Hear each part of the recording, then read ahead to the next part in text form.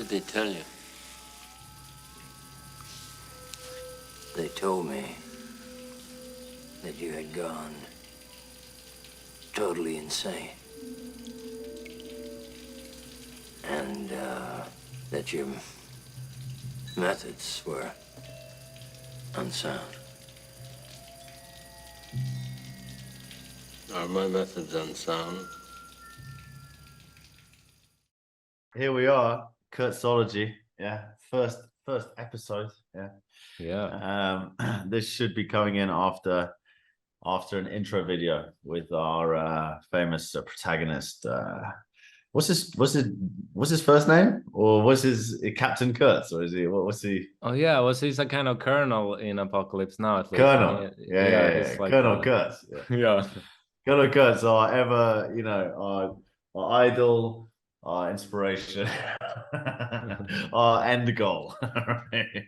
Yeah. A grumpy old guy somewhere in Vietnam who's gone psychotic. That's what we're aiming for. Interestingly, he's been put to like philosophical use before. So Nick Land has used him like as a recurring theme and like character in some of his wild rants, which also like has combined him with like cybernetics and different themes that we will touch on. So that's a kind of reference. And he has this nice that's good. This quote from Nick Land: "As soon as there is a code, there is an ulterior zone, a heart of darkness." And Kurtz is the heart of darkness, right? It's the novel by Joseph Conrad about Kurtz. And so Kurtz kind of symbolizes going beyond the code, whatever that is. And that kind of ties us. It's embracing the unthinkable, right? It's getting out there and just embracing that madness beyond the sort of limit of what's acceptable. Right, and that's kind of today's question, right? So what is the code? But we phrase it as the box. But what is the box in 2023?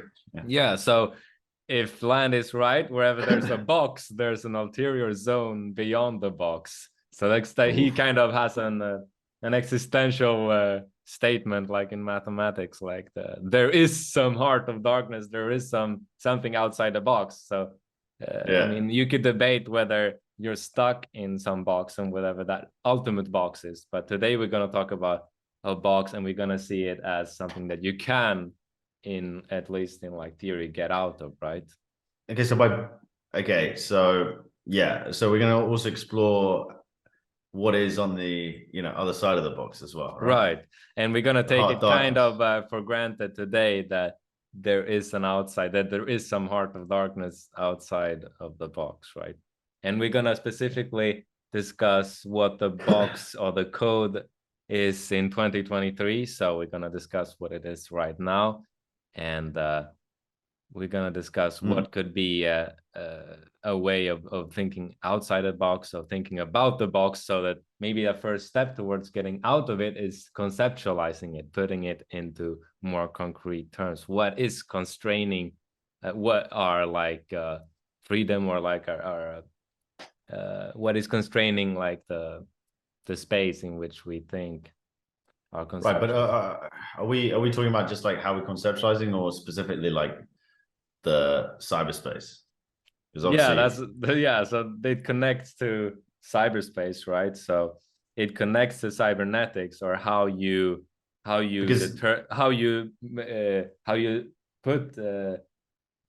limit flow of information or flow of communication or interactions.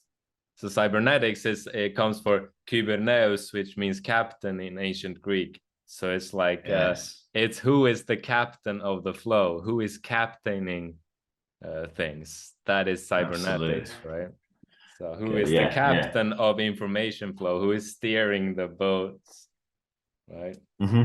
Yeah, because if we want to think about what the box is in 2023, it's not just current affairs that shape it. It's the technology and the actual flows, like you're saying, is different, right? Right. So you have to take into consideration all the cybernetic perspective sort of points, and the algorithms and stuff to be able to understand. Because half of our nowadays we're not tuning into the TV, right? We're all getting our information online. So, and that's all. So we definitely take that into consideration. Right. So in a way, it's like an interface. It's like there's something inhuman playing a part in the box, right? There's something in the cybernetics of 2023 that is more than human, right? It's not only a factor of like actual people censor, or like say the head of a newspaper in the 19th century who decided, yeah, let's censor this or that would like make the government angry, or like the king angry, or whatever. But actually there's something, there's that, but then there's something inhuman that is like kind of an interface or a tool for someone.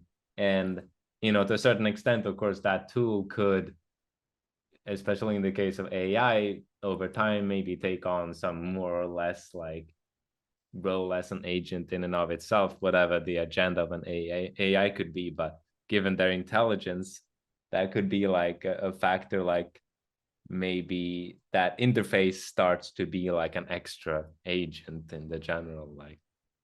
Wait, the interface of what? I mean, like originally, right?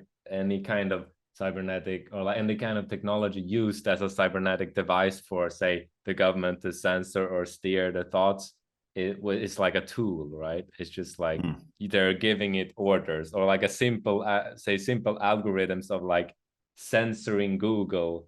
Say like China is like, you can't search for whatever that, what is it called, Red Square Massacre or something like that, for example, like the student revolt, Tiananmen Square, right? Yeah, like you literally can't, you don't get anything if you search for pictures. It's just, that's kind of like stupid old school tech, right? That's a cybernetics, like kind of 90s cybernetics. You just like, oh, you block that keyword, but if you phrase it in a smart way, you can get around it, or like it's very not intelligent tech, right? But then today it's like as the actual tool is getting intelligent, then it's becoming more than just an interface or a tool, but it may take on more the role of an agent in itself. So it may have an agenda. There may be an emergent agenda from the instructions you give it, like the combination of a huge learning database and the instructions may give rise to something that the original user didn't expect. So we have this like situation where like the box may be created both by humans and in non-humans, right? Well, yeah, I mean, I think that if we say the box in 2023, are we specifically doing 2023 versus 2022, or are we doing 2023 versus 2003? Like, what are we doing here? Like, maybe the focus is not specifically on difference between 2022 and 2023, but what is it in this day and age now as compared to like before super good? I think last like 5 years or something, last 5 to 10 years. Yeah, something has definitely happened. And then obviously now with more AI coming in, right, that brings a sort of trajectory. Yeah, right? And you got like a combination of extremely effective new methods of censorship, as well as new reasons for why censorship won't be necessary. That's what we talked about this other time with like the Foucault's the society of discipline versus the society of control. In the society of discipline, which is more like the society of yesteryear, which is a society with institutions, say school, prison, places with walls where you say you can't do that and you enforce it like physically, versus a society of control, which is more like what our society is going towards, with less strict obvious boundaries, but like cybernetic boundaries. So like you make people want what you want them to do. So or like you make people control themselves in the way you want. Right. I think that's where, probably the biggest difference is. I think like people now think that they're really in control. I think there's more people now in the West that are not suspicious at all of this box, right? Oh, yeah, excellent. That's excellent. That's exactly that would be the definition of that. Like, exactly, they're controlling themselves. The control. without knowing it. Like they're doing right. Yeah. I think I mean COVID, well, we've had a few events that have shown that people predictably generate the same viewpoints. Right. So There's I think go on. Well, I think that probably actually, if we talk about the box, I think as well, the box is going to bifurcate into two like boxes or three. What's that? Right. And so you're going to have these mini boxes, right? And because we get more tribal and more, so you'll have the extreme conspiracy theorists, you'll have the extreme mainstream narrative, follow the science, whatever the consensus is, you'll have a couple of odd ones as well. And so maybe in 2023, the hardest thing is dialectic synthesis, right? Is trying to, as that, that's a standard term, right? Dialectic synthesis, right? Or not? I heard that from Schmachtenberger. Have you heard that guy? No, I don't know. What was his definition of that? Well, it's just like saying, okay, how I understood it is like you speak, you have one opinion, and then you see the opposing opinion, right? And to dialectic synthesis is the idea of just empathizing deeply with basically steel manning the opposite opinion, deeply empathizing with it, and then if you've done that with both sides, the idea is you might be able to synthesize a higher truth from that. Right, that's Hegelian. So there are different senses of dialectics. You have Socratic dialectics and Hegelian, which are the main senses used in philosophy. Okay. But so in Hegel's logic, you have like thesis, antithesis, and then, as you say, synthesis, and you have like a helical pattern. So like nice. Like as opposed to just going from thesis, antithesis, when you so like the interpretation is that the synthesis is on the same let's say it's on the same XY coordinate as the thesis. So synthesis is on the same XY coordinate as the thesis, but it's 1 plus in Z axis. Right. So you're doing a helix around upwards. It's like a cone. It's like a cone. Right. So if you look on it from above, it will look like a clock face, like a modular movement that never goes outside of a set number of theses, right? But if you look on it from the side, you will see that there's some growth. Height. Yeah. But here's a question. But if you look at it from the top, does the circumference stay the same, or does it get tighter? No, it just looks exactly the same. So exactly the same. Okay, so it's a helix. So you don't. So there's one perspective from which that's like the idea that like there's one sense in which nothing happens, and you may feel stuck, but then like there's one. It's like in life, that's often like the hermeneutical. That's used in hermeneutics, like when you interpret things, like, and the way we learn is the hermeneutical circle is a helix in the Hegelian sense. So you say you read Das Kapital and it's always hard as fuck, and then you go around, you read some different like Milton Friedman and lots of like economics and modern economics. You go to the antithesis, then like you have your master in Milton Friedman, and then you go back and read Das Kapital 10 years later from when you were a teenager, and then it's different, but you're at the same spot in the ideological plane. You're on the same XY coordinates, but you just leveled up your own like your interpretative abilities, and then that may spin around your whole lifetime with the great works of science and art, right? So literally just going from one to another.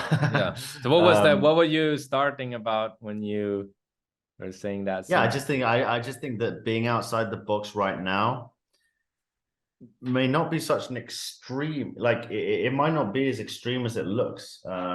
It might just be annoying to everybody who's inside the box. It might be this kind of centrist position that's really frustrating for everyone else, right? Like I found that, where it's like I'll speak to someone who's full mainstream, and they will think I'm, just an absolute conspiracy theorist. Right. And I'm like, not really. Yeah, exactly. And then I'll speak to conspiracy theorists, and I was like, I think you need to relax a bit here. There's other ways that you can explain this. you know, and then they think that I'm just some sort of mainstream idiot, right? And Right, so right. it's like Very good. you know, really good. actually moderate, like being moderate, may actually be being outside the box, whereas in the past, you know, maybe some absurd view would be. So it's like actually having quite a sensible middle, like nuanced approach now is infuriating everybody. Like yeah, that's interesting. You're like an extremist middle path. Like it's a contradictory, but if you have a tribal, if you have the ideological landscape has been tribalized or like localized, territorialized, and like made into like these mini boxes, then yeah, sure, it's an act of subversion to join together two boxes, right? To cherry pick. So like cherry pickism becomes like the subversive ideology. That's a very interesting perspective. Yeah, interesting. Yeah. Or just not you know, they're typically very extreme. It will just be like Putin is the devil, right? Or it'll be like, oh, the global elites are like trying to turn us into like literally like body vats that we can fuel the matrix, right? So it's like, yeah, there's such extreme views on each side. This is so extreme. And I feel like, yeah, you know, Putin you can probably make a case for maybe some reasons why Russia may want to, you know, invade or not even use that word, whatever, but invade Ukraine. And then obviously the other one, yeah, it's pretty obvious that there's ways to explain what's happening that it does not involve us being, you know, batteries for the matrix. So yeah, I just thought regarding those mini boxes, so there's definitely a meta box, right? So these boxes live in some kind of box for sure, right? So there's some, because this is the effect of a certain algorithmic approach. A tribalization is an artifact of a certain moderation, right? Or a certain way of moderating. Well, it could either be, you know, the two views in it would be like, it's either moderating or it's just a natural emergent property of the technology and the incentives at play in the system. But certainly you could do it more old school. You could still like try to force this like kind of society of discipline, censorship style, and like actually say shut down 4chan and all like inflammatory sites, and like you could do as you know, many times as you know, we've seen events, maybe they get rarer, I don't know, but like certainly there have been crackdowns, and there are still crackdowns. So for example, like certain pirate sites are still being like, well, we're seeing like demonetization of certain narratives on like YouTube and things like that. But yeah, it's not. What was the thing you said there about YouTube, Foucault, where it's discipline? Yeah, so the old school is the discipline, and the new way is the control, where people. Was it control state or control society of discipline or society of control? Right. Yeah. So yeah, but I think, but this maybe even pulls us into like, okay, so being outside the box might just be being very moderate, right? Very central and very sort of, like I said, cherry picking, or not even cherry picking, but just being, you know, actually very nuanced, I think, you know. But one of the, look, I mean, if you're trying to, this society of control versus society of discipline, the ultimate thing to set up would be a society of control where the people think that they're completely in control, right? So you don't want to be like censoring too much, but you want it enough to fuel that narrative, maybe for some people. It's like right, so maybe like, this ties on to the original example that's famous that Foucault had in his book, like Surveiller et Punir is his book about this, and like he had this he took this what's it called Surveil and Punish. But I think he took the original example from a British philosopher called Jeremy Bentham, I think. And so Jeremy Bentham, I think, wrote in like the 18th century about, he had this hypothesis about the prison, ultimate prison, called the Panopticon. And the idea was to like, how do you surveil the maximum amount of prisoners with the least amount of effort and guards. And so like his solution was, you have this like round structure and you have like a booth in the middle, which is a guard booth. It has windows which you can only look out of it. So the guard can look out, but you can't see where the guard is looking at any one moment. So every single cell vents or like has opening towards the guard, but no prisoner can see, and there's no way for a prisoner to infer whether at any given moment he is the one being surveilled or not. And so there's enough for one guard, and so the people, the prisoners will behave because they don't know, they're in this state of uncertainty, and so they will control themselves. And this kind of genius. Right, but you can see that a lot of people, when it comes to like taxes and stuff, or like not breaking any laws.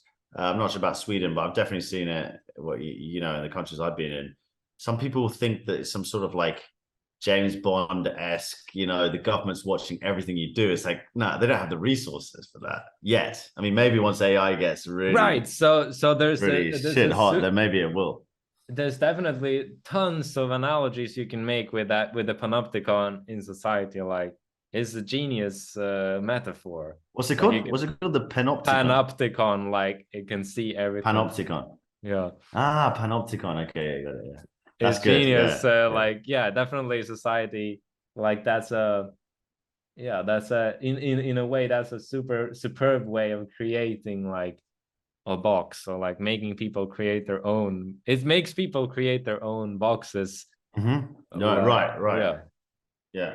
Like it makes the people affected by the box contribute to building it, right? To contribute to maintaining it. Well, that's the thing. You want people to be active, right? Yeah. Actually, you know, being outside the box now, being real Kurtz, might be being apolitical. Yeah, like in China, you know, the laying just down. Clocking out, you just don't give a shit. Have you read about them? Like the lying flat is, I don't know, I don't remember the Chinese term. Have you read about those?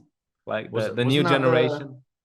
Oh, well, no. What's that? The new generation who are like rebelling against the work policy of the Communist Party. And so they are inspired partly by Diogenes, actually. Diogenes, the cynic, the ancient Greek philosopher. And so like tell us about this philosopher. What's first Chinese guy who laid flat. He's actually said like that he read about Diogenes. It's kind of wild that he read about Diogenes. So Diogenes lived in 4th century BC Athens, and so there's a factory worker in China who like claimed that he got inspired by. So Diogenes was the first. He was called Hegelian. So the dog, he got this nickname, the dog. He was one of like that's a good nickname, isn't it? Fanatical followers of Socrates. And so his take on Socrates and like living in accordance with nature, etc., led him to discard all his possessions and live kind of on the street and like have sex with his chick in public and stuff like that. But he was still very, very learned and like apparently wrote like hundreds of books and stuff. So it's like this kind of intellectual hobo who was interesting character. But that's what it's all about. I think like, yeah, I definitely need to read up on him, man. Yeah, so but he's like so from him stems the tradition of cynicism. So like from kynos means dog in ancient Greek, so that kynikoi means like dogs, and so cynicism or cynicism is like the dog philosophy. So the modern sense of cynic has totally thwarted. It's like it has nothing like the original cynicism is not at the least cynic. There's nothing cynical about it. It has nothing to do with it's like a misinterpretation. Right. So the modern word cynic has lost the original sense. But yeah, so the cynicism is definitely a way of thinking wildly outside the box. Yeah, it's the denial of everything that's received from tradition. So in Greece they had this kind of like pair of concepts. You have the nomos, which is like everything that is like the mores, or like which comes from man, that, you know, traditions, things you have decided as a society to hold, to be, and like everything that's like of that nature. And then you have physis, or like the physical world, nature, that is, which is by nature. So you have this conceptual pair of nomos and physis, and like that's one aspect of the philosophical debate. And the cynics were like, let's take it all the way to physis and like minimize nomos, minimize everything that has to do with like that convention. Nomos is like the convention, and the other one is versus the natural. So by convention, or do we want to live in accordance with convention or in accordance with nature? That was like what the cynics asked, and they said, yeah, let's try to maximize, see what happens if we maximize the living by nature, if like to the absolute max that out. And so and that gave rise to like cynicism. Yeah. So that was one of the three or four most important philosophies from late antiquity. But yeah, so, that still inspires some people even in China. That's pretty far out. Yeah, that's definitely just kind of not playing the game, you know, might be the most rebellious thing to do right now. Because, you know, if I think like a kind of way I look at it is like, if the narrative that you're clinging onto about the world is kind of presented to you like a ready meal, you know, those meals you buy. I don't know, do you have them in Sweden as well? Like, you know, you buy them in the supermarket, you just chuck them in the microwave, it's ready to go. Fucking disgusting.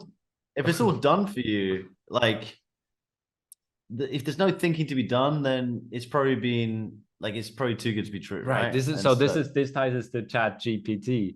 Like, you can ask it, like, you can ask it anything, and like, yeah, my friend got a high grade for like a philosophy course in Poland, and he just used Chat GPT like just a couple of weeks ago. And but like, the thing is, like, there's definitely no synthesis being done there. It's just collating information and like presenting it it's not doing any. There's never any openings, never any wild new connections. Then there are no like unheard of synapses going on, or like opening, say like, associating suddenly to something wildly different, or like when you ask about one thing. So like, I think that's we're gonna see more of that. So that's the ready-made, and like the AI, in a way, like, scarily enough, it's like, people think it's like, it'll project us onto the future, but in a way it's like clicking the pause button, because what the AI is good at is just like gathering synthesizing what's already been done and presenting it again and again and again.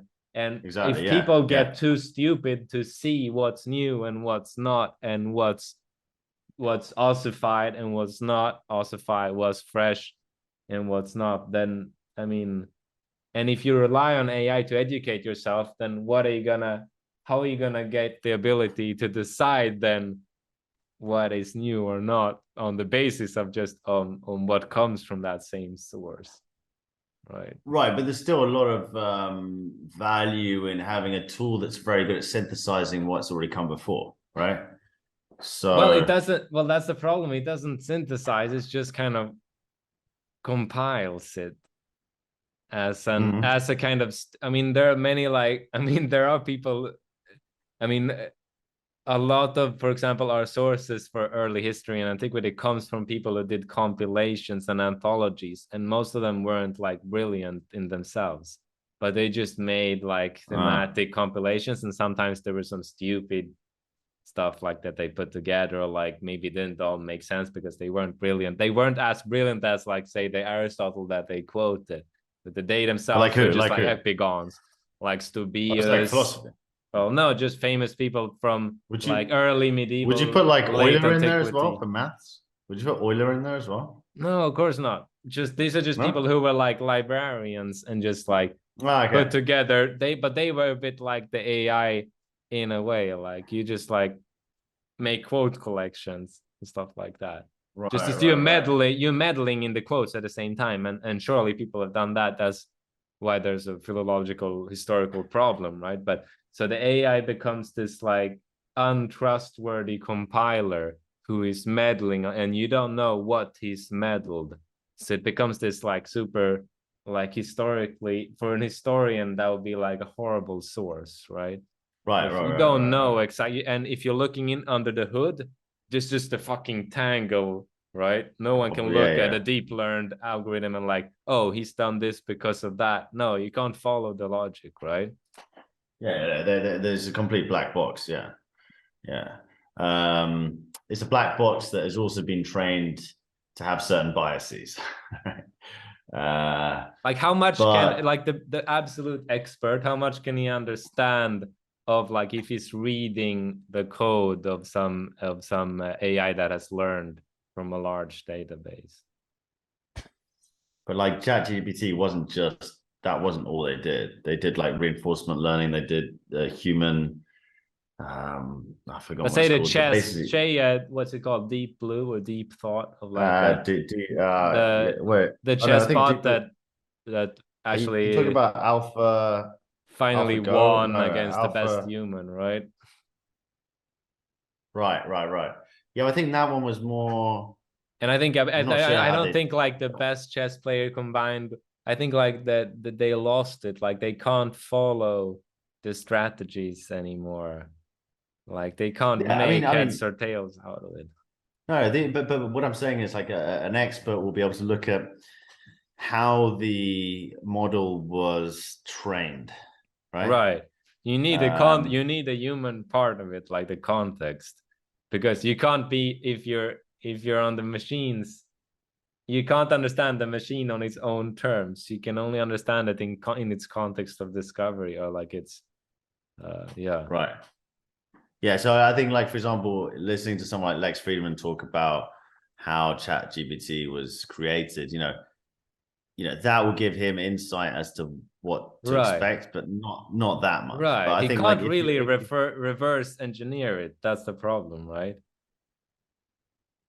Yeah. So in a way, I'm not entirely sure. It's outside of my understanding. But as soon as like it hits like too high a complexity, I think it's too tangled, and it's like it becomes like trying to read a brain from the inside by looking just at the synapses, and we're so light years from being able to do that. It's like imagine some guy trying to like follow what someone is thinking about in detail by just looking at the brain lighting up. I mean, like we can't do that absolutely on a human either. So one sub question I wanted to bring up is regards truth. And so truth in the context of say an AI evaluating and filtering content, and this idea that you can filter out, like machinically filter out fake news, say, and that you can use technology to make sure only pure truth hits the reader. So this is something that is like kind of right now being thrown around, or like you get the impression that some people think that this is something straightforward, like, oh yeah, we're soon leaving the era of like uncertainty and entering an era where everything is like has been certified as truth, and like, you know, like these like scanners who give you a check mark if what you're saying is 100% true or not. And so this is obviously philosophically, to anyone with more than 3 brain cells, it's obviously like way harder than that would like on the surface. So if you think for more than a few seconds about what truth is, obviously it becomes more complicated. But yeah, so the traditional, or at least in modern philosophy, there's a definition of truth by Alfred Tarski, and it's kind of simple. It says that say a sentence, it is a sentence such as it's raining outside. So it's called a disquotational theory of truth, because you first take the sentence in quotes. So like, quote, "It's raining outside," unquote, is true if and only if it's raining outside with no quotes. So truth is simply like it being the case that which you just said, like within quotes. So a linguistic expression, proposition, is true if that same thing that you said just holds in the world. But that's a bit more complicated than that. That's just like kind of, okay. But wasn't what was the thing we were talking about a while back? Like, that you can only prove something's not true or something. Like, I don't know, it was the epistemology of scientific truth or something. You mean Gödel and stuff like that? Or yeah, it was like if P then Q, you can't actually prove Q, but then you can disprove P or something. Oh yeah, I mean, not Q, yeah. then... So this is like coming from a logician, like definitely like Polish logician. So, but and if you open it up, it's more mathematically.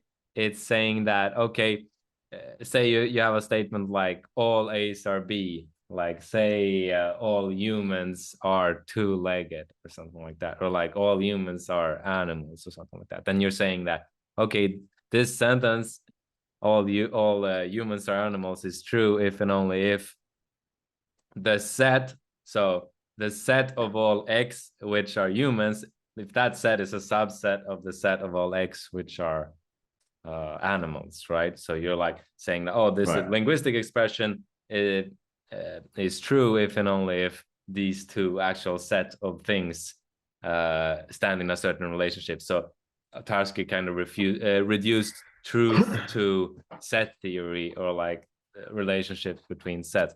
But so so an AI would start out with something like this, or like not an AI, but like say a human censoring would start, or like who wants to like check the truth of sentences would start out with something like that, and like check for it, kind of, if you want to mechanically create algorithms, you would have to like, oh, someone states that like horses are fish, and then you would have to like, oh, check what horses are, and like collect some information about like all horses, and then check fishes, and then like check with how these sets relate to each other, right? But probably an AI would approach it in a different way. But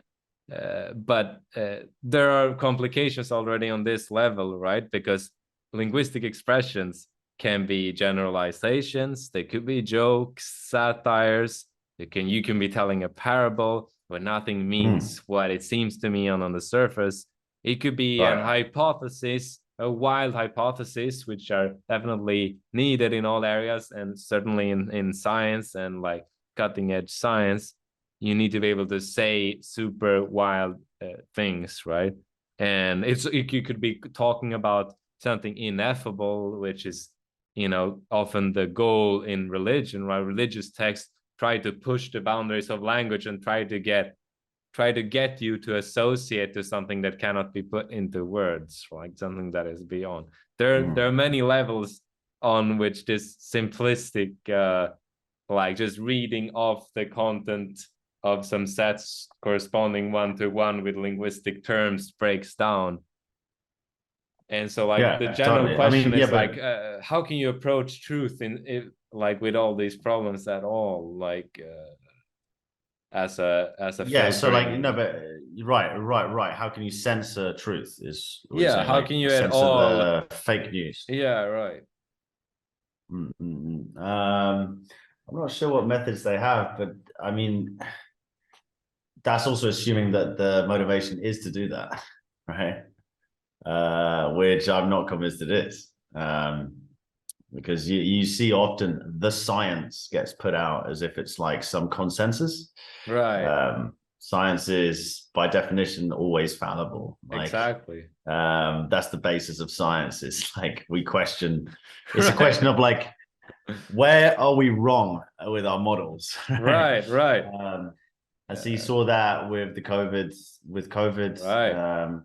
You also see that with things like climate change, with wildly complex systems, people claiming certain consensus on science, when there's plenty of people that don't believe that, who are still scientists. Right. But so, yeah, but there's like also... even wilder, more fundamental. Like there's this guy who wrote a book called Exceeding Our Grasp, which is about like the underdetermination of science of like possibilities, possible like alternative theories that are like that no one has ever even considered. So like mostly people think about, oh, like so there's debate, there's uncertainty because scientist A presents theory A and scientist B presents theory B, and so we can't at any given moment there are different theories that have surfaced.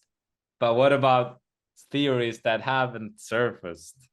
So there's like even Absolutely. it's like there's determination stemming not only from that there are debates, but like from that most scientists would probably agree that there are like wildly different theories that are so radically different that require, say, some radically different mathematics that we don't have. So we can't even we can't even begin to formalize the alternative. But I mean, like you're getting, I mean, yeah, you need to go right. Like there's a fundamental faith in the fact that we can even describe what's happening in some sort of model, as opposed to like being able to reduce reality to a model. The fundamental faith, that's just a faith, like any religion, right? There's no guarantee. Like, and I think the fundamental difference with most of these problems, like climate change, or something like the immune system. Brett Weinstein talks about this. The immune system is a complex system within the body, which is a complex system within a pandemic, right? Which is an extremely complex system. And like, you think that a couple of like little simple tests, you're going to figure out what you push here, if you push in one area, it's going to have effects all over the system. And like being able to like predict it, like we've had a few wins in like physics, chemistry, basic, super basic biology, and we think we can extrapolate that to complex systems, right? Isn't there something like the three-body problem? Didn't we talk about that once? It's something like, have you ever seen like pendulum, right?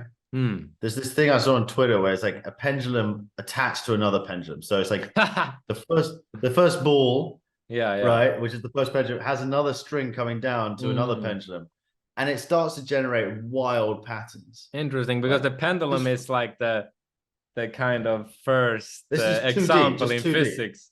Is the most important like function that you study in physics, like every first semester, right? And then you can apply it to wildly different systems. You can zoom into any function and it will approximate like this pendulum. Trigonometry, like trigonometry and waves and stuff, or what? Yeah, exactly. But that's a good example. Like it's so easy. Complexity. Yeah, it's so easy to create something that's complex in a way. Yeah. Right. So it's like that's the whole idea of science, is to desperately grasp at the straws that we are given by wildly reducing the complexity and faking that reality. So like all of science is, in a way, that's the power of like mathematics and modern mathematics, which depends on the concepts of limit, right? So it says that if we wildly simplify something, we get this manageable model, but it only works in the limit where some parameter goes to 0 or infinity. Right. So like say speed goes to 0, so it only works, or like speed goes to infinity. Classical mechanics only works if like speed of light goes to infinity towards them. You let c go to infinity, you can derive the old Newtonian laws from Einstein's law, and so on. So like this like way. So the whole of science is built on the insight that we need to wildly simplify. We only understand we are these frail. Our intellects are so frail compared to the vastness of the complexity of the world. Right. And And so you got to analyze there's a couple of things. You got to analyze the motivations for why we're even trying to do that, why we think we can do that, why people place so much faith that we can. Obviously, past wins, the fact that our understanding of like physics, chemistry has been able to like generate engines and basically engines, electricity, and all this stuff, planes, rockets. Yeah, that's quite compelling to think that we're just going to continue, but there's no guarantee, right? And the problem, we could just hit a wall. What right? you see if you study like who has won Nobel Prizes in the context of the discoveries they made, you often see that there have been like the discoveries are the product of something unexpected and like two different areas that happen to meet. For example, it's often the case like, oh, there's some chemistry major who just like happened to take some wild math course as an undergraduate that no one else took. Like he took something that was extremely unnecessary. Like he took like a course on the like axiom of choice in set theory or something like that. And then like, oh, that was just like his hobby. And so, but then later he's like, he was in this team and like they had some problem. And then like, fuck, wait, didn't I take that? Like, I remember that course in like abstract algebra, like that ring theory property, like, fuck, doesn't that apply to that molecule? Like, doesn't that fold like that obscure, like that Euler proved some shit about, like, and then like yields the Nobel Prize. And the thing is like, that's the opposite of filtering. That's the opposite of someone saying, you can't mix that. That's not truth. The truth is this list that I've already compiled, right? So it's like actively. So like, I think that's more like that's the case of like specialization of academia, right? Like people have become so laser focused on one domain. That's tribalization in academia in the same way we talked about in ideology. But I think there's good, but this goes back to with the boxes. We say there's these different boxes, right? But you need to ask, okay, like what generates these different boxes? What are the mechanisms that generate them? And I would say there's two mechanisms. One is natural occurrence, due to the dynamics at play. It's like almost like economics, right? Echo chambers may just be a consequence of people going online and being able to choose what they want to see and hear. So then they get more, they get more of what they want to hear. Right. And then, then there's obviously they're controlling themselves. Like, they're creating their own box because they want to. Right. So they there's don't. A psychological. Right.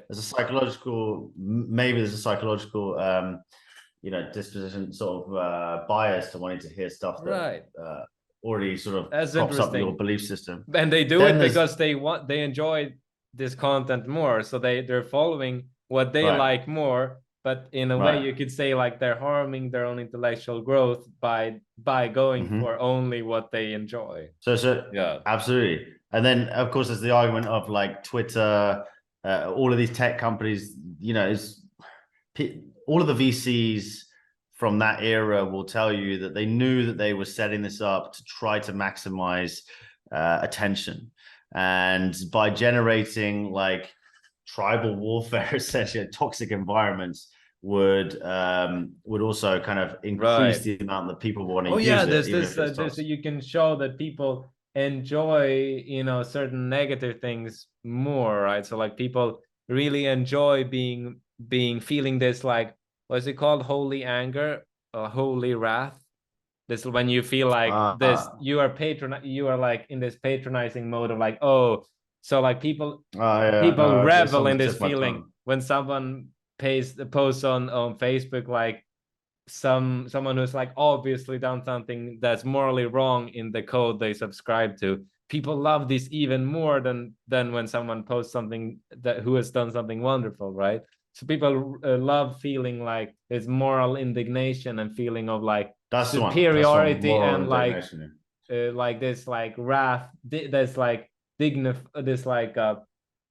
like wrath that they feel is underpinned by like their own superior moral intuition or something like that. Right. Yeah, absolutely. There's like, well, anyway, they've maximized it so that they're trying to get more attention, right? More time on the site. Yeah, so there's tribalization, but there's also like tribal wars. That's a good point. Right. Like the boxes, but that doesn't mean they go outside of the box, but that's just like other boxes going in and start to bouncing around the weird mirrors of the other boxes that they have inside their own box, right? So like they get these skewed, filtered versions of what the other boxes are, right? Because they don't actually log, you'd have to delete your account, create a new one, start to get into another box to get. Also each box has its propaganda about another box. Exactly. So if you speak about Jordan Peterson with people on the right, they've only got great things to say about him. If you talk about Jordan Peterson with most people on the left, they just will completely misrepresent it. Exactly. Same thing with like if you take like the opposite. Yeah, exactly. Like a left-wing thinker or something. So so I think that, and then of course the third thing that could be contributing to these boxes is venturing down into the national security, CIA, and NSA stuff. It's like first of all, you want to you can't, if you want to have narrative control, you can't just have you could just have one box, but it'll be easy to have multiple boxes that are pitted against each other, where it's some really vibrant activity going on, and you can control those different boxes. It's easier to generate a conspiracy box and to be in control of it rather than let that conspiracy box be generated by himself. That's sort of venturing into a little bit of conspiracy itself, but yeah, that's another potential third mechanism at play here. So you've got these like internal psychological elements, you got the actual the architecture of these sites, where these algorithms are happening, and then you've also got the idea of like, okay, what role do the sort of governments and stuff have on pushing certain narratives and stuff. But yeah, I mean, I honestly, I think that being outside the box in 2023, the more I think about it, is just ruthless and just like radical dialectic, like relentless dialectic synthesis that I think we talked about. Yeah. And I think also checking the fuck out and not playing this game, not getting riled up in one of those boxes. Right. It's interesting because that like there's the term based, right? Right. Based is supposed to mean exactly what we're talking about. That's supposed to be the quality of being able to think outside of the box, right? That's supposed to be the definition. So like on Wiktionary, the definition of based is not caring what others think about one's blah, blah, blah, blah, blah, blah, blah. So maintaining your position kind of while not being steered by like the external forces, right? Being able to like think one thought through and like keep it until you decide it's worthwhile to change it, say. Okay, but wait, I'm just gonna say that I heard someone say, I can't remember where I read that or heard it, but someone was saying that based was essentially from the other box, right? It was from that sort of like anti-woke box. And because you will hear people saying like, you could hear someone making a point about trans, right? Where they're like, no, trans is bullshit, or whatever they're going to say. And a lot of people be like, oh, that guy's based. Just because he's not woke. Just because he's not woke. Of course. So this is that's very interesting. So this has become like 4chan internet slang for like what 4chaners or like alt-righters just think is praiseworthy. So, but it's an interesting term. I think it's worthwhile to reappropriate the term to its original sense, right? I think it's a worthwhile battle because it's a very it's a rich and modern term, and it still has some vigor since it's a young term, and it's interesting in the context. If you don't know, it comes from like freebase cocaine, like Basehead was like a drug user. So originally it's this very like outsider sense. So there's this it comes from Basehead, like, which is someone who uses pre-based cocaine. Okay, oh yeah, I was just a bit concerned that it might be. I just don't know enough about it, but I've heard based a lot online. Don't get me wrong, but so definitely like it's always been like an connected to an outsider or like a non-mainstream. Yeah, part, yeah, but right? you got to be careful. You got to be careful that that's not generating another box, right? Of course. And they think that they're outside. It's like the conspiracy guys. They all think they're thinking for themselves, whereas they've all got the same thoughts. Right.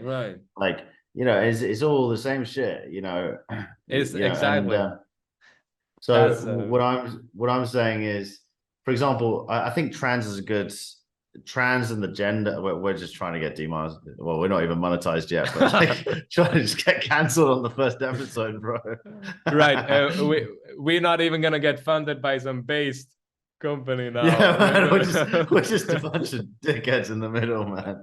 Like, we just got like defunded by the based people for problematizing the based concept. So like that was our last straw of like our last hope.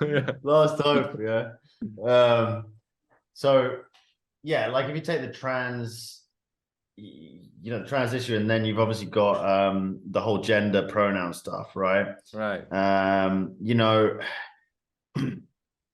facts of the matter is this: I've had arguments with both sides, right? Yeah, and so it's like, for sure. You know, well, one of the arguments someone like Peterson would put out would be like, identity is something that you negotiate with the world. It's not something you decide to the world. Otherwise, I could just walk out tomorrow and say like, no, I am number one. You know, I'm like, you know, like Andrew Tate, I'm top G. You will sleep with me. You know, no, that's called rape, right? Like, you know, there's a difference, right? Like, you know, how I think of myself does not necessarily mean how you think of me, right? It's a negotiation, right? So this ties in a little bit with the cynics and like this nomos physis conceptual pair, right? If you go and like, no, like I create my own like norms from scratch, like my own society within the society, it becomes like what you said, like it's right. Yeah. So so you've got what was I saying there? I was saying like so you know, that's an argument against you know, compelled speech of you know, gender and stuff like this, and you know, saying no, you know, we don't agree to, you know, call you by whatever pronoun you decide. Right. I will decide based on what I think when I see you, you know, as to what pronoun to use, right? Yeah. So this is like totally anti, you know, the woke community is enraged by any view like that. So that's one side. Yeah, the libertarians would say that it has to do with violence in the widest term, like minimizing violence in the sense that like to make someone, to force people to use a certain pronouns about me is a kind of violence, right? Right. It's a kind of, you'd have to, at the end of the day, you'd need some kind of monopoly of violence to enforce any such change of artificially change the language of a language community without it occurring naturally, right? Like at the end of the day, you need to be like to actually enforce that, there need to be like some silent gun behind the back. Well, I mean, there kind of is with cancel culture. Yeah, of course. So like, yeah, so the point is that the libertarians would say there always is. Yeah, there's always like, you're smiling, but there's like whenever whenever you are, so it has to do with entitlement, right? So like whenever you feel you're entitled to something, to make that a reality, you need some violence or some potential violence or like force, right? Otherwise, entitlement is just a psychological state, like a needy baby. Okay. Or like a diva queen, right. Like, oh, everyone should treat me like this or that. But to make an entitlement into like say, the actual, say you own land and you are entitled to that land by a title decree that you inherited from your grandparents, then that like is, if someone steals your land, you can get the government to come, incarcerate them. That's like that's an entitlement that has actual force behind it. And so with the pronouns, you're like, oh, I have this decree from like the university that like I'm supposed, like I got it from the headmaster that I'm supposed to be called like Martian or something, like right. Yeah. I think there was something like, I read something about bun and bun self or something. I don't even know if it's true, but yeah, there's all kinds of pronouns out there. Of course, coming out with them nonstop. But okay, so like there's so you have the arguments there, right? But then a lot of those people will then say like, no, I'm never going to call a trans person, for example, a guy who's transitioned to a girl, I'm never going to call that person a she, right? And so I've had arguments with people with that view, right? And I'm like, yeah, but the thing is, you've had a change of technology, right? Where now we have, there's a fundamental change in technology which has given rise to all this chatter, right? Because beforehand, a guy could only look so much like a woman, right? Whereas like now they're pretty bloody convincing. I mean, we've got like trans women that have like, but I think you're forgetting like the history. I mean, it goes further back. Like it's striking that in Greece they had a way more fluid like cultural conception of, there was more like a span from masculine to feminine. And like obviously the term hermaphrodite is Greek, and so there have been conceptions of hermaphrodites, for example, forever, right? But there's also always been stories about like trans situation. Really? Yeah, I mean, sure. And there are a wild amount, there are drag queens in many of like Shakespeare's dramas, for example, turn on drag queens and dressing up as the opposite sex. That's like, in Western literature, that's like a mainstay of like, a woman, for example, dressing up as a soldier to be able to join battle or something like that. I mean, there's everywhere.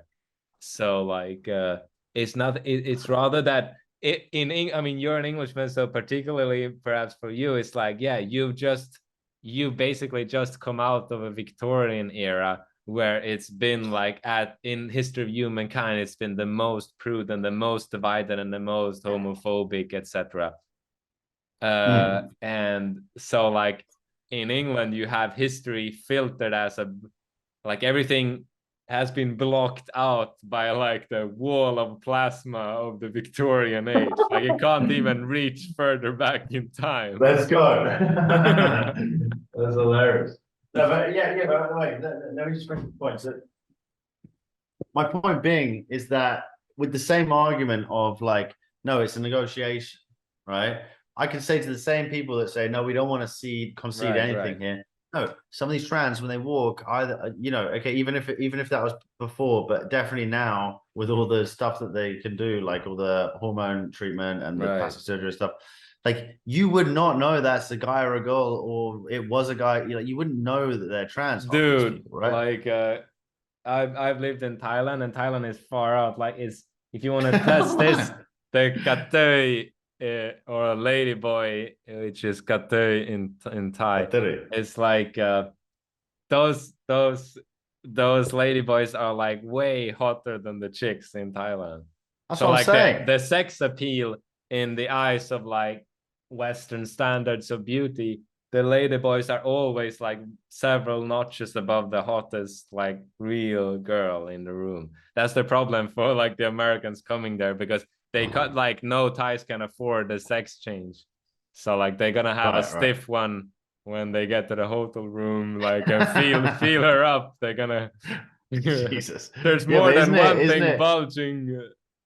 Isn't it more like, but isn't it in their interest to let them know beforehand, before they get back to the hotel room? I swear a lot of guys would get aggressive in that scenario. Yeah, sure. But it's interesting, anyway. Like in Thai society, they have a three gender system. So they have lady boy, girl and man, and ladyboys are not considered girls, but they're ladyboys. So that's like the third sex. So okay, the folk belief, or like the most, like the working class belief in Thailand, is that there are three sexes, like lady, boy, girl, and boy, and they live in, and they kind of, you know, it's very obvious, like everybody accepts the lady boys and everybody knows who's lady boy. So that's an interesting situation of compared to the West, right? Because many it's interesting many they've come to that agreement. Yeah, many trans activists are very, very critical of Thailand for this, because like they don't let the lady boys be girls, and it's very, they've had lady boys so long in Thailand that like it's so, you know, they're modern activists who try to change it into this Western idea of like, but they don't want it, or what? that there are, because the Western trans activists are super Nazi about that they're only supposed to be two genders, right? So this is interesting, because in a way these people present themselves as like the LGBT, that they are open-minded, etc. But in some ways, like, it's more dogmatic to enforce that there are only two binary genders and that you transition from one to the other. And maybe, you know, from one point of view, the Thai system of three is more open-minded in a way, because it has more options. Right. Certainly, it's not obvious that why it would be like an awful thing to have three, or like. It's interesting, but I think Western conservatives would also criticize the three system. So I think they would get shit from everyone in the West, and I think they do. Like, I think no one in the West, like, no matter where you have your ideological the conservatives wouldn't think about three? No, conservatives would say, no, in nature there are only two sexes. Like, this is a construction. The third one is a construction. But the Thais would say, no, there are three types of, like, I have three different kids. I have one daughter, I have one lady boy, and one son. Say. Right. But I mean, that's interesting. But my point being that the conservative types that don't want to, you know, give in anything to this, don't want to give any credence to the trans thing, you know, by their own definition, like, basically, what are you saying? You're going to start going around feeling everyone's like private parts? Like, how do you know that's not a guy or a girl? Like, you don't know. So the point is, there needs to be a new discussion, right? That needs to factor in that, the fact that, okay, maybe historically, but now with more and more technology, it's becoming more and more convincing. People can switch, there needs to be a new conversation there, and new norms need to be reached. Like, they've had norms in Thailand that seem to work for them. Right. But instead, what we've got is two retarded boxes, right? One box here saying, no, there's 500, I don't know how many genders they think there are now, but there's always new genders. Genders are complete, biology is nothing. It's all just, it's what Peterson would call like postmodern, neo, whatever he calls it. But social constructivism, full right. It's all that social constructivism. And then on the other side, you've got people just saying, no, like, were you born with a penis or with a vagina? And that's it. And it's just, you've got pretty extreme boxes. Right. And at the end of the day, it's like you realize, oh, it's a problem. Like, you can see it as a problem just of language and human language and concepts and reality. And again, what we said, like, the world is complex, and the closer you look, the less our concepts will fit. And that holds for any subject, any area. Right. The more you scrutinize, the less our concepts, as it were, cut nature by the joints, as Plato said. So like this idea of our concepts cutting or not cutting nature by the joints. So if there is something, so like cutting something. So yeah, do you cut a chicken leg off just randomly in the middle of the thigh, or do you cut it at the joint where it sits? Okay, got it. So do you call a leg? Do you just cut my like calf in half and call the lower part like lower calf? No, that would be like ridiculously that'll be too much a social construction to talk about like that. Just some random half of my cough being the lower cough. But we talk about the cough is in some way people will say like cuts nature body joint, because we can say that, oh, well, it's a muscle and it goes into like some cartilage at 2 points, and like, oh, there are reasons for why we would call this piece of the continuous piece of lump called the universe the cough and not something else. Okay. Yeah. Okay. So wait, his point was what? The fundamental theories rarely... question here is like, in a way, a philosophical question of whether our concepts cut nature by the joints, whether our vocab cuts nature by the joints, and whether it's possible. If not, whether it's possible, or whether we are like, whether we can never really cut nature by the joints, or if we happen to do so, we can never know when we did it. Right. Okay, yeah, it's interesting.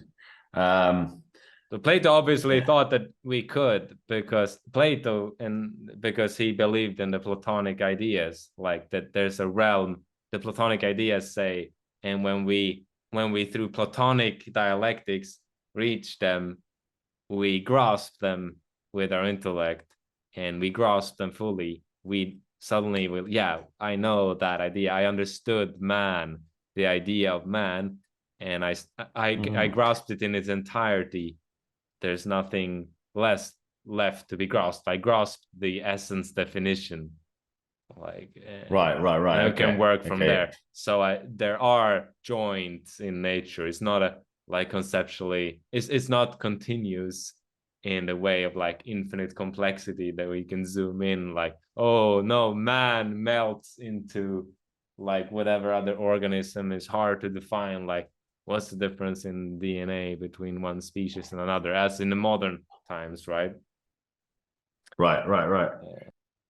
Okay, so man, I think we should get back to concepts of the box. Like, I've got some ideas. I was wanting to talk about, we talked about the dialectic synthesis and being, very moderate in one's approach. I think another one, but this is all assuming that there are multiple boxes. We can come back and question that, but assuming that there are these multiple boxes, I think a big way of getting outside the box is tapping out of this. Like, I view it a little bit like a pantomime, right? So you can see how with the trans thing in like Thailand, they've got a pretty logical, maybe some people it's not logical, but a pretty simple system. Oh, we'll just generate a third one, no issues, right? They solved the problem of how to talk about people, and it's like they finalized it many decades ago, and it's just rolling off.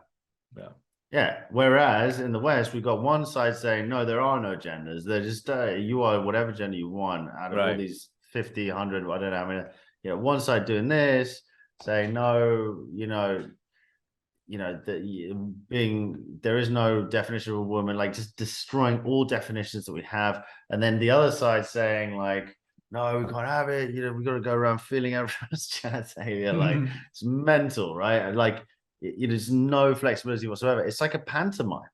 That's what I view a lot of this stuff is like a pantomime. And so just checking out, just saying, man, I'm not playing this game.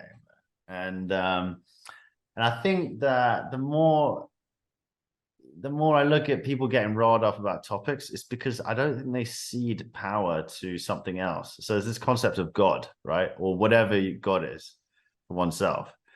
And I think that if you speak to like Christians, like fundamental Christians and stuff like this, they don't focus on the pantomime so much. I mean, so some of them do, but like, I feel like they have the ability to just tap out and just be like, it's in God's hands. It's in the hands of the universe, or whatever your belief system is, right? And something I've been thinking about is like, well, I'm not going to be part of the pantomime, and I'm just going to decide what code I want to live with. And that's that. And that is so far outside the box because everyone else is involved in this kind of like tribal warfare. And I'm just deciding to live this way. And that's that. I'm not going to sort of play into the pantomime. Does that make sense or not? Yeah. Tapping out, I think, is a big part in the that's my opinion in 2023. You know, tap you know, just being really chill about it. Like people getting so heated about like climate change. It's like, man, that's just in God's hands or in the universe's hands. Like, you know, or like it gives a certain sense of peace, you know? Like, for example, the AI thing, like, will AI render us completely useless? I'm not just talking from a functional perspective, but will they fully replace us, like will they do everything we do? Not just function, but like, will we be able to generate consciousness through silicon? And a lot of people will think that's like guaranteed, but it's not guaranteed at all. If it does, it's going to be pretty problematic for our view of ourselves. But again, that's where you just tap out and say I think God's hands. yeah, I mean we're not able to, we're either special or we're not. Like the billions of years, well, the hundreds of millions of years of evolution that got us here either count for something or they don't, in terms of can silicon just replace us that easily. So the thing is, yeah, I mean, what you mean by, I don't know exactly what you mean by tap out, but yeah, I mean, thinking for oneself, etc. But the problem is like there's always a need for teachers and like taking in, you know, input. And so there's still always the problem of information going from one agent to another, right? And so there's always the fundamental like problem of pedagogy and like, so the problem that I've been very much engaged in my own philosophical research throughout both modern and ancient philosophy regards this matter of like in unintrusive pedagogy, or like how do you teach someone without it becoming, how do you teach one without indoctrinating them? How do you teach someone a theory or an ideology or a thought system while at the same time giving them sort of the ability to reverse engineer it and see where its weak points are? And how do you give them like the key to the back door if they get bored of it? So how do you teach someone effectively while still making sure that they can go out, which is like what's often lacking in mainstream education? It could be like humanities or science. So like, for example, you don't really put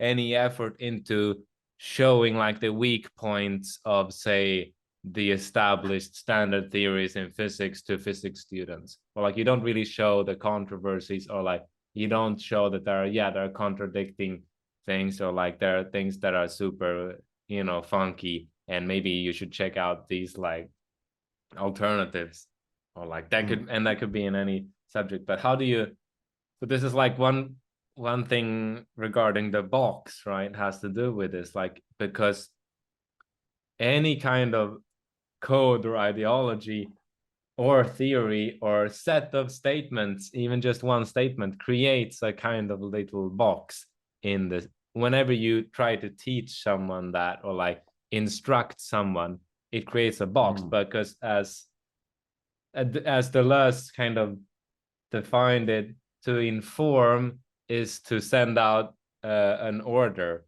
if nothing else, an order, to circulate an order regarding how that which you said is to be interpreted. So like even just making one statement is kind of an order, right? It's a semantic order that, you know, like you should follow the rules of normal English, and like, you know, my statement says this and that about the world. And so it says like, you should build yourself a little box in which my statement holds true. Like you should build a box of the world in which my statement holds true, even just one statement. And like many statements, a complex box. And so how do you so given this, that this is an unavoidable, this is just like tautological definition of informing someone about anything. So how do you become like a teacher who creates free thinkers and who creates, you know, spirits who are able to go beyond what their teacher said, and who are able to, you know, reverse engineer, and who are able to do all these things? That's like one problem regarding thinking outside the box, right? How do you give because you need to give someone a box for them to learn anything at all. Say Picasso had to learn figure painting before he went modernist, crazy cubist. He didn't go. He wasn't born and just taught like started drawing squares in kindergarten. No. You can see his development, like he did it as everyone else. He drew like naked people like 1 million times to get like skilled, and then he started to develop these things. So like, how do you need to create? You need boxes. You need to put people in boxes for them to get into any subject and grasp it. You need to be like methodologically dogmatic at some stage in learning anything. But how do you stay methodologically dogmatic and not dogmatic simpliciter? That's one of the problems like of the teacher. It's like this box thing. In a way, you can approach it from pedagogy, like from the viewpoint of pedagogy, and I think it's very fruitful. Okay, you can approach this box situation from the viewpoint of pedagogy. There's always a situation of someone wanting to inform someone else about something, right? Isn't there also just like people modeling your behavior? So like, if you act in a certain way, you can serve as an example to others. Oh yeah, that's interesting. You can teach exactly. So that's an excellent point. So one way you can solve this, one answer, that's an excellent answer to the question, like the pedagogical problem, is that you can bring in like non-linguistic aspects, right? You can have it's the character of the teacher speaks for itself, right? And in this comes in like, both the way you live and the way you like, for example, if you're a teacher of ethics, as say Epictetus or someone like that, it's like, do you live up to it? Do you walk the talk? But there's also like, do you crack jokes? How do you treat? How is the situation in which you inform? Like, right. And there are different, that comes back to the different registers I talked about with regard to truth, right? Jokes, satires, parable, hypotheses, ineffables, all these things like. But what are we trying to teach?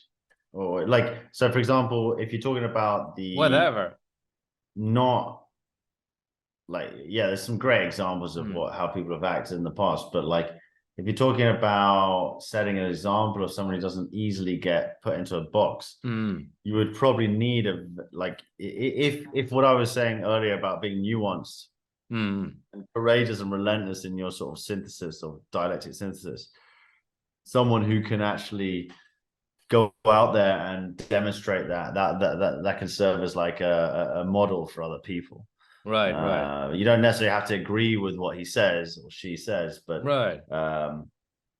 something like that. But like, what other teaching are you thinking? Because so far we've been talking more, I think, about sort of political views on but there's always a conveying information, statements, hypotheses about the world. You can view like everything is that, and anytime there's always these relationships of someone wants to inform someone else, someone wants someone to believe certain things, or like, at least there's this info. I mean, that's everything on the internet is also just exchanges of information, right? Computers and people are sending each other's updates to their belief systems. So like, it says update your system to this. It's just like belief systems, and how do we and how do we keep this from creating from stagnating boxes? And so we need to be able to create boxes methodologically or like didactically as a modus operandi, because it's very helpful to be dogmatic at certain stages. We need to lock down the possibilities, right? We need to be strict with tradition. What's the tradition? We need to understand the received view in a given discipline or given situation. You need to study very fundamental received history. That's why like the woke history, the woke kind of take on history at university, or like traditional way you teach history is so faulty, because you need to start out by reading like classic historic works, the great storytellers, say like the great Roman historians. You need to like Herodotus, Thucydides, and the Greeks. Like you can read Decline and Fall of the Roman Empire. These like early like modern historians, and yeah, they're flawed more than anything when it comes to certain things, but like, yeah, you can't start like from zero. You need to start with the storytelling approach that has been like the case for most of human history, and then you can move on to more nuanced and like critical approaches. But a student can't start with like an ultra modern critical reader of history as history 101. That would be like Picasso starting in kindergarten with drawing squares. He would never become like a great painter. Right. Yeah. So you need to build yourself a box, but you need an education system or a teacher who gives you like that but at the same time gives you the ability to reverse engineer it yourself whenever you feel like it. So you know that it's just a matrix. It's a bit, you can think of it as when Morpheus takes Neo back into the matrix, you know? Morpheus saves him from the matrix, but then he trains him and then he takes him back into the matrix, right? And so when he takes him back, he's the teacher of Neo, and he says, oh yeah, now you're back here, and I'm going to teach you about this, but I'm not like putting you back in the sense that you don't become like all these people who just think the matrix is everything. But now know you are in the matrix and you are following sadly some of the physical laws there, and you can start to bend them a little bit because you have this meta knowledge. But this meta knowledge is also just like, you know, there in the background, even though, you know, they're not like always sinking through the floor, and like, you know, they're following some of the physical laws of the matrix, right, when they're there, even though they can fly and jump faster than the others, but they're still like following, they're assuming some of the same like truths as there are other people. So like I think that's a good analogy, like when they go back into the matrix again, and Morpheus is like the teacher that he takes you back and creates the box that the other people are living in, but it's like he is the next grade, or like the higher echelon teacher, like who lets you know that it is the matrix. He gives you the red pill and then takes you back. He doesn't just unplug you and throw you into the gutters and like, wow, now you're so free, like be free. But he yeah, you get but that's always been the case with you need to learn your discipline, like in order to become a great in a certain field, you need to learn your discipline classically and then to go beyond it. Yeah, but most people never go beyond because. But how does that tie in with the 2023 concept? Because seems timeless, that, or not? Well, it ties in that 2023 is in time, so right. Right, but I'm trying to understand, is there a link of like, okay, can we go back to the concept of the box? Like, yeah, what other views, because, you know, ultimately we want to talk about like, you know, what is the box in 2023 and how to think outside of it, right?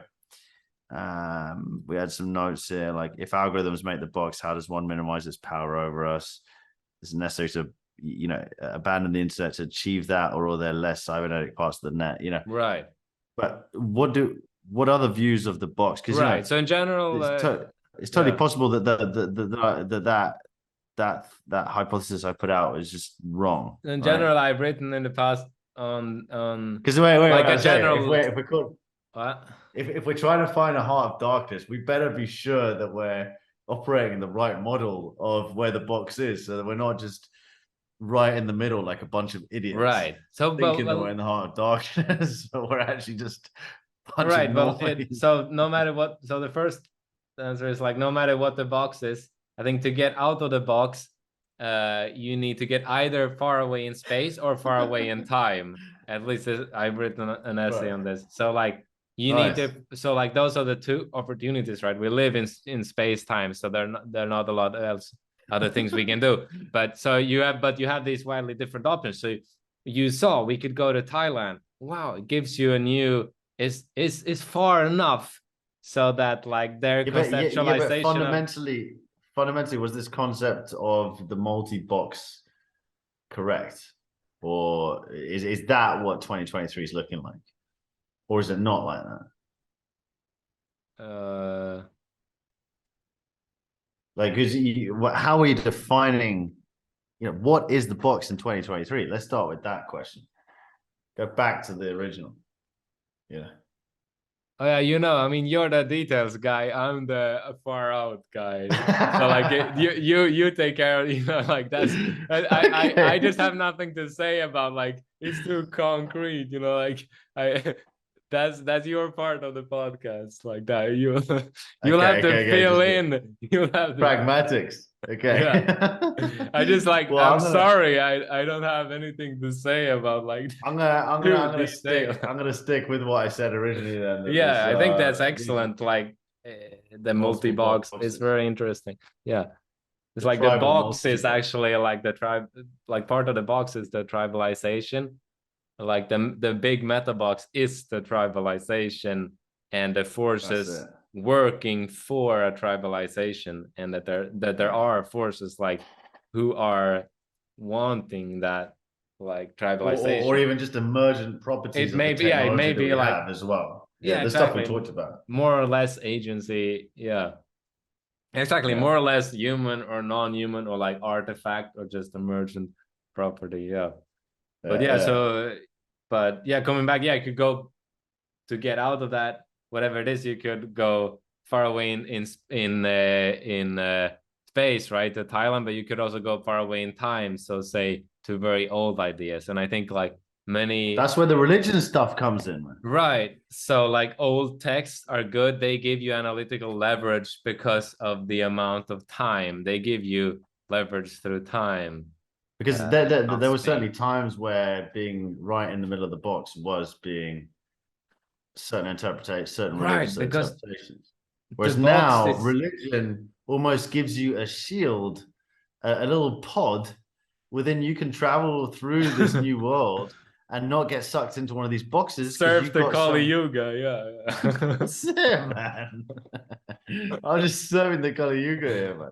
Yeah, so exactly. By traveling in time and space, you can go and you can see, wow, the box is actually contingent. The box is a four-dimensional object in space-time, and you can see its trace. It's a four-dimensional tube like the rest of us. Like it's not just there set in stone, but everything is tubular in space-time, right? And you see like, wow, it's not been the same forever. It has these, if you go back in time and whoosh, and then you can, you slice it up during this time, that time. Wow, the boxes, maybe it's not tribalized at this time. Yeah, maybe it's religious at this time. So whatever you slice it up, you use boxes from another time to leverage your way out of the box of that time. And like in this way, you relativize the boxes. I think that's like the general, at a very general level, what you can always do to get out of the box. Space time. And so in 2023 you'll need to analyze what's the box now and at what times have the boxes or like the status quo has been radically different from now, so we can bring back those ideas. Paul Feyerabend has a famous quote from his book Against Method that there's no theory that's old or weird enough not to be potentially useful at some moment in the future. So we should never like completely discard, like there's a great value in like all kinds of failures and wild trials that humans have made. They all contribute to the span of opportunity of like options that we have considered at some time, right, as a species. So even the wildest, most crazy like theory of like that's considered a conspiracy theory or just like a weird witchcraft or like whatever, super antiquated, racy, dangerous, trigger warning, old farty stuff like that. Who knows? Maybe there's some leverage in there that can be applied to a future problem. Like maybe there's something in there that's unconsidered elsewhere. I like that. And it's that's a danger space. if things get censored, that those options, because they're weird, they're removed and they're not selected for any. Yeah, I mean, but you only need one or two, just like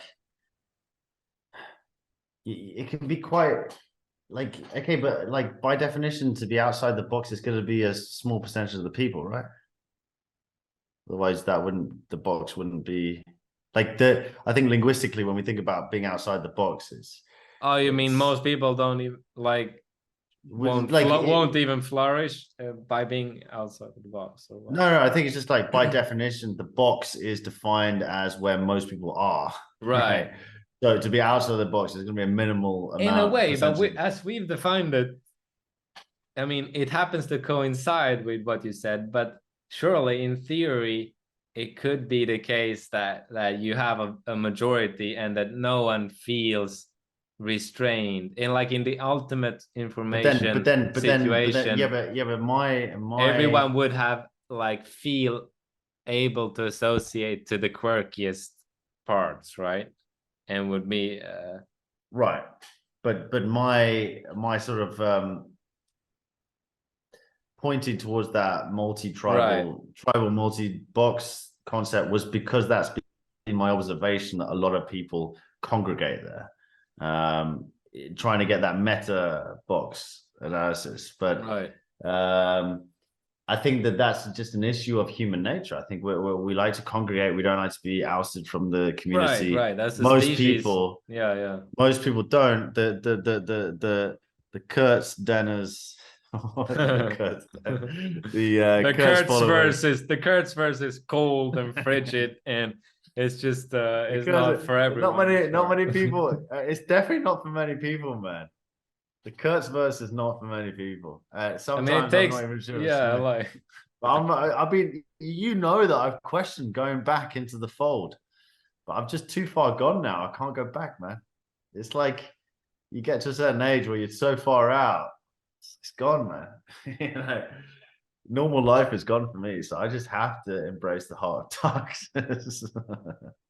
So yeah, that's the thing about habit, right? So there's actually a kind of meta habit of being outside of the box. So it's a developing we've talked about this there's going to be more and more important, a kind of immunity, immunity to be fully taken in, to use another of Feyerabend's terms, to develop this ability not to be taken in by stuff other people learn you 100%, but always leaving some squiggle room mentally. So you're switching, you are going through the dialectical synthesis, the helical pattern, but at every step there's some squiggle room enough to give you momentum to go to the thesis. The problem is to maintain helical movement, you need not to be, if you get too dogmatic, you get stuck in the thesis or antithesis, right? You need to, or in the thesis, you need to have enough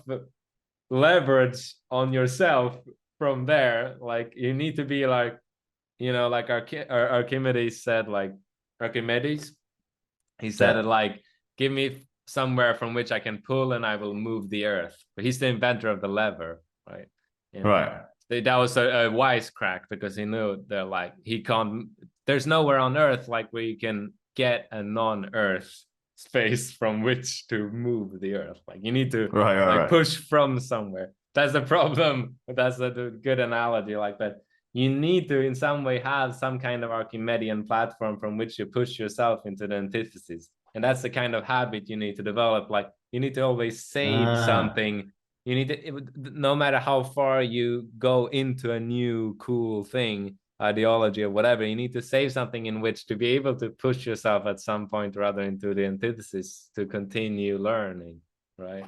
Yeah, you need whatever habit that is. That could just be kind of meta.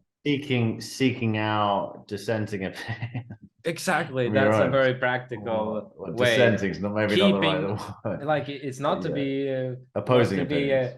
Underestimated the value of keeping friends with wildly different beliefs, even though they themselves are dogmatic. Even keeping different dogmatic friends is helpful.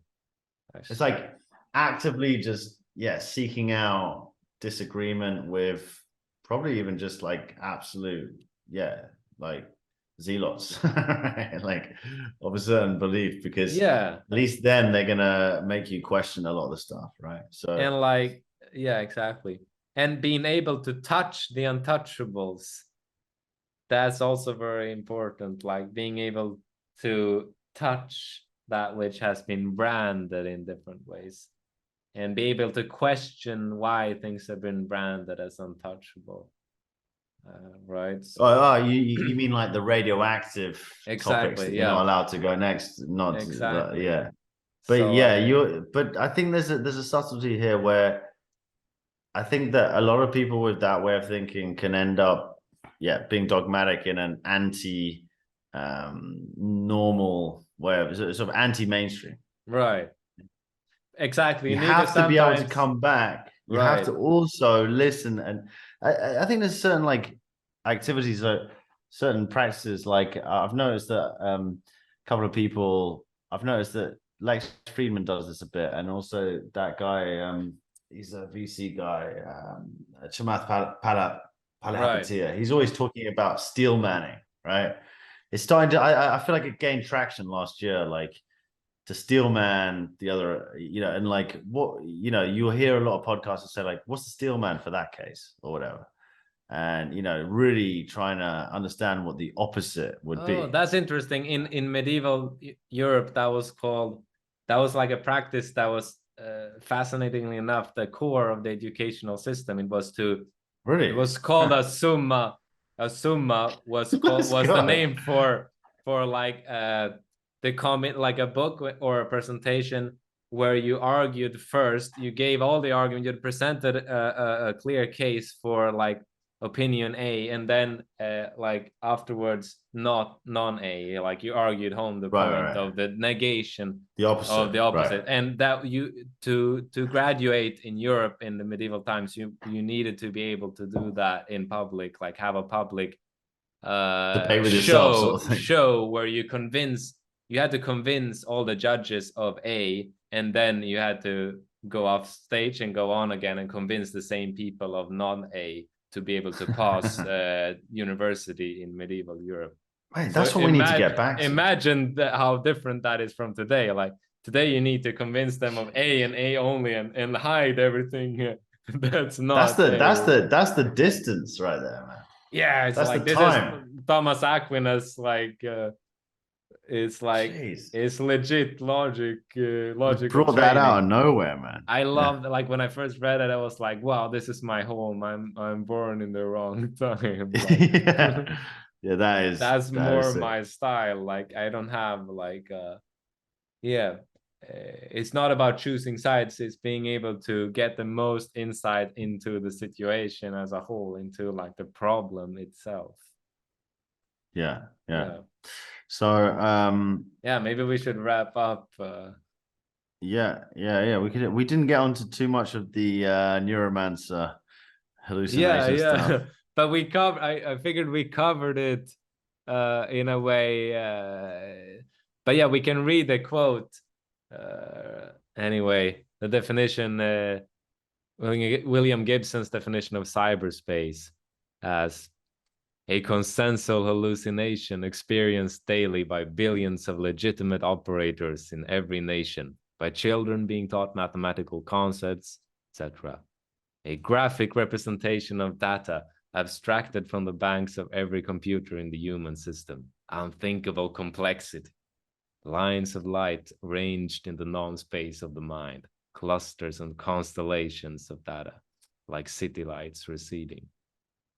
From Neuromancer from mid-80s, and he coins the term cyberspace here in this book. He does, so he is the inventor, as far as I know, of the term cyberspace.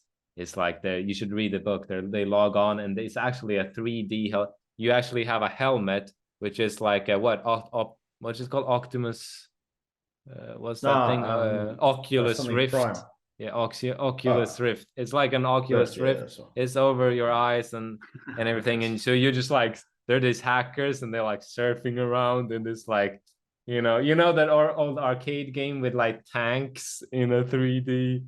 like right. environment is like that, like with grid, like laser grid. And then you see like the hacker target, you see like the bank with like actual walls, and the hackers have to like actually penetrate like the laser walls in the inside of cyberspace. It's like an analogy that then became viral and a meme, right? But originally is an actual space. That's like from the actually 80s, spatial. Yeah.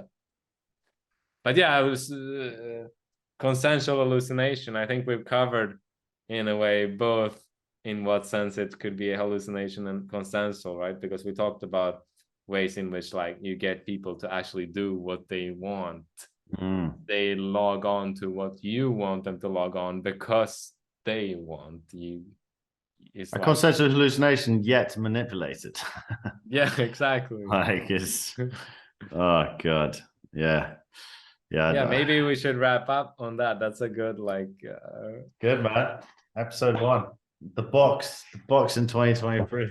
Episode 1 of Kurtzology with now we just with got the to keep Italian outside stallion. Yeah, that's it, man. Italian stallion and the Swedish Viking teaming that's up. it, man. All right, Call let's it. wrap it up there.